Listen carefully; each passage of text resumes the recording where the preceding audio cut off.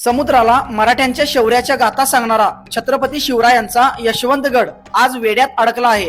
त्याला तुम्ही आम्हीच वाचवू शकतो. नमस्कार भावांनो, मी विशाल. कर्नाटक महाराष्ट्र दौऱ्याच्या 12व्या एपिसोड मध्ये आज आलोय वेंगुर्लेच्या सीमेवरती असलेल्या यशवंतगडावरती. समुद्रातून होणाऱ्या व्यापारावरती आणि शत्रूंच्या हालचालीवरती लक्ष ठेवण्यासाठी हा गड छत्रपती शिवाजी महाराजांनी स्वराज्यामध्ये जिंकून घेतला. छोट्या प्रवेशद्वारातून आत आल्यावरती मुख्य दरवाजा, 20 फूट खोल खंदक आणि परत 2 दरवाजे लागतात. किल्ल्याचे दोन्ही बुरुज आजही भक्कम आहेत. पुढे छोटा दिंडी दरवाजा, पहारेकरांच्या कमानदार देवड्या, आत 20 फूट उंच तटबंदी किल्ल्याला वेढते. बाले किल्ल्यात आत आल्यावरती राजवाडा आणि कचेरीची 2 मजली इमारत दिसते. याची रचना भूलभुलैयासारखी आहे. आत आल्यावर चकवा आल्यासारखे होते, कारण आपण कोठून कोठे आलो हे लवकर समजत नाही.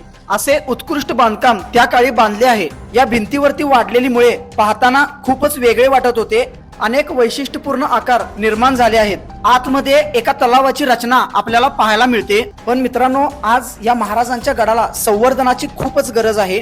छत्रपती शिवाजी महाराजांनी माणसाला माणूस जोडून जसे स्वराज्य उभे केले, तसेच दगडांना दगड जोडून हे गडकिल्ले उभे केले आहेत. ज्या गड किल्ल्यांनी रयतेला संकटांपासून वाचवले, तेच गड आज संकटांमध्ये सापडले.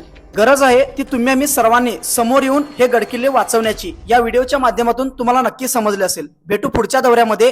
जय शिवराय.